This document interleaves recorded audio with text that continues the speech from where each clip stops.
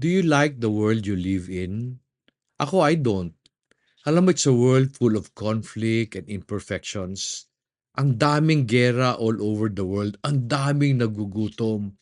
Tapos sa personal life pa natin, ang daming pagsubok.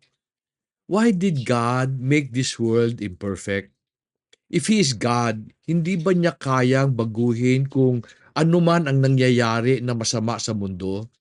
As an all-powerful God, does He not have the power to make things better? Alam mo, continually there are typhoons devastating the country. Sa Luzon, sa Visayas, even sa Mindanao, marami ang namamatay, nawawalan ng negosyo, nasiraan ng ari-arian.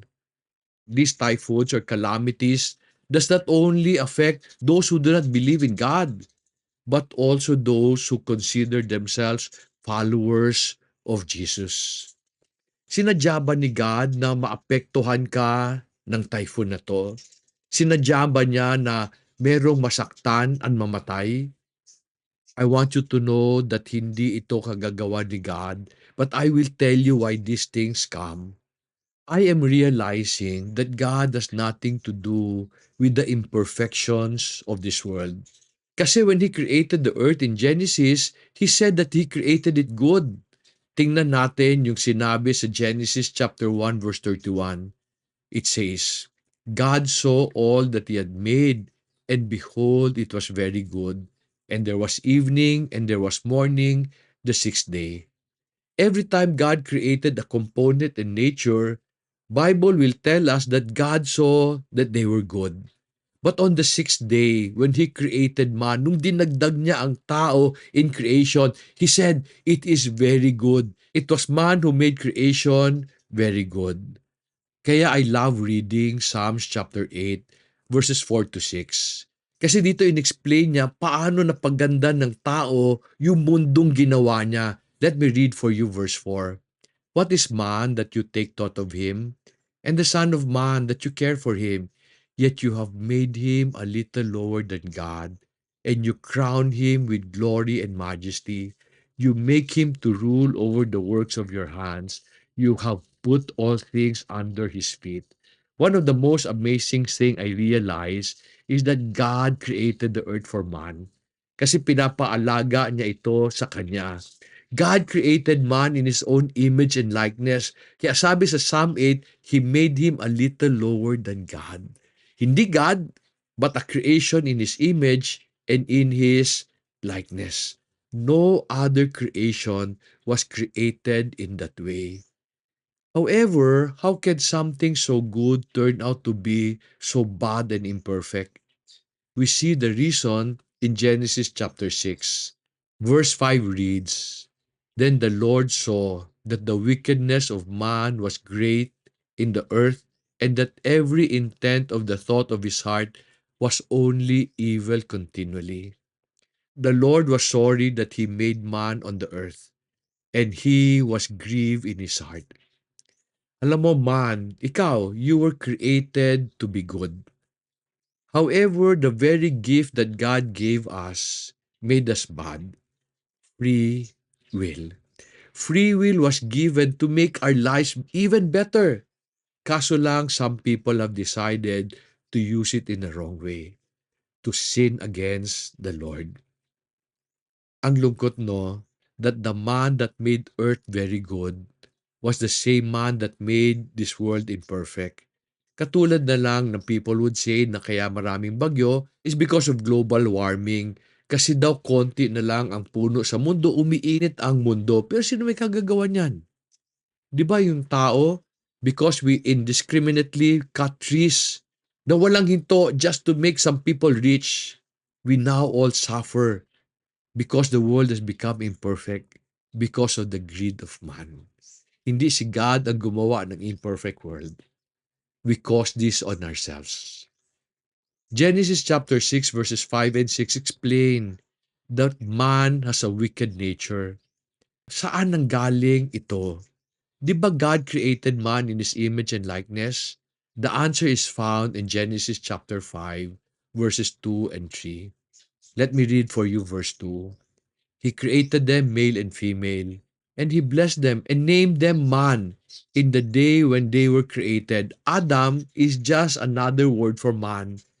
Verse 3 reads, when Adam had lived 130 years, he became the father of a son in his own likeness, according to his image, and named him Seth. After the fall, Adam had children. This time they were born in his likeness and according to his image. Friends, we did not inherit the sin of Adam. We inherited his sinful nature. So on our own, though we were born to be good, we have this wicked nature. So God tried to blot out the wicked man of the time by sending a great flood. But he preserved Noah and his family. Kasi Noah was known to be a righteous man, someone who walked with God. In fact, described siya sa Genesis chapter 6 verse 9, and we read, Noah was a righteous man, blameless in his time. Noah walked with God. What made Noah righteous, but the rest of mankind evil? I am sure he was born in the image and likeness of Adam.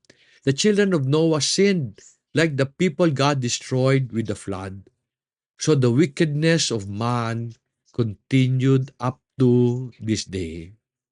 As I told you earlier, it is the wickedness of man that caused imperfections in this world. Ano-ano ba ang mga imperfection na nakikita natin sa mundo? Poverty, inequality, conflicts, degradation of nature, disease, political instability, and marami pang iba. Lahat ito man-made. But despite of the sinful nature of man, God loves this world. So he had to find a way for us to survive and even thrive. So aside from making Jesus pay the penalty of our sins on the cross, he uses trials to perfect us. Paano yon? Ano ibig sabihin? To explain, let me just read for you James chapter 1, verses 2 to 4. Verse 2 reads, consider it all joy, my brethren, when you encounter various trials, knowing that the testing of your faith produces endurance. And let endurance have its perfect result, so that you may be perfect and complete, lacking in nothing. What do these things mean? From my walk with God, I realize that God sends us trials not to make our lives miserable, but to complete and perfect us in an imperfect world. He uses them to teach us how to respond to the difficulties and pain around us. I want you to think about the person you hate the most. I want you to know that God did not send him or her to make your life difficult, but to teach you how to respond to people like them. I want you to think about the problems you are struggling with. Kapitbahay na buwisit, kapamilya na nang-iisa, katrabaho na masakit sa ulo, and many more. Have you asked God to remove them from your lives? Pero despite of your earnest prayer, hindi kanya sinagot. You know why? He will not answer your prayer. He will not remove them because He sent them to perfect and complete you. The word to perfect in Greek is teleios. It means to mature. Hindi ibig sabihin ng taong mature walang mali, kung hindi marunong lang siya mag-respond sa mga mali. Recently, I received a question on Facebook that said na may utang siya na 200,000 pesos. She asked if she should pay off her debt first or use the money she earned today to invest. Siyempre sabi ko, pay debt first. Sabi niya yung utang niya was accumulated over the pandemic. Sabi ko, the pandemic should have taught us to live simpler and work harder. Alam mo, yung COVID pandemic in 2020 was very weird for me. Kasi meron ako mga kaibigan who were very excited about the pandemic. Sabi niya, Dong, ang ganda ng pandemic. Yumaman ako. Pero on the other hand, meron din mga tao who said, grabe Dong, pandemic robbed me of my riches. You see, it was the same pandemic. Bakit yung isa yumaman, yung isa naghirap? It was because how they responded to the trials that God sent their way. Friends, ito nare-realize ko. Since God cannot perfect the world because man is naturally wicked, He sought to perfect each one of us by teaching us how to respond properly to the trials and calamities that come our way. On the other hand, di ba we should ask, ba't hindi na lang patayin ni God yung mga wicked na tao para matahimik na ang buhay natin lahat? Romans chapter 3 verse 10 and 11 answers this question. Sabi diyan, there is no one righteous, not even one. There is none who understand. There is none who seeks for God. Alam nyo, there are different levels of wickedness. Pero lahat tayo, we have a wicked nature. If you tell God na patayin niya lahat ng wicked na tao, baka madamay tayo. But God loves the world and God loves you. So He will provide a way for us to live in this imperfect world. We will all sin at one point or another. When you hate your brother in your mind, Jesus said you are a murderer. When you slander another person, God will make you accountable for the words that you say. When you do not submit to authority, Bible tells us that you are opposing the Lord Himself. So never pray that God will destroy all the wicked people in the world. Kasi mauubos tayo lahat. Pero bakit ang tagal naman gumalaw ni God? Kaya minsan, no, we take matters into our own hands and punish the other person ourselves. Ang sagot sa tanong na to is found in 2 Peter chapter 3 verse 9. And we read, the Lord is not slow about His promise, as some count slowness, but is patient towards you, not wishing for any to perish, but for all to come to repentance. In this lesson, I want you to understand that God is using the imperfections around you to perfect you. How will He do this? Let's go back to James chapter 1, verses 2 to 4, and we read, consider it all joy, my brethren, when you encounter various trials, knowing that the testing of your faith produces endurance, and let endurance have its perfect result, so that you may be perfect and complete, lacking in nothing. Sabi ng verse na yan, trial is a testing of your faith. Para siyang exam. When you go to an exam, what does the exam want to show you?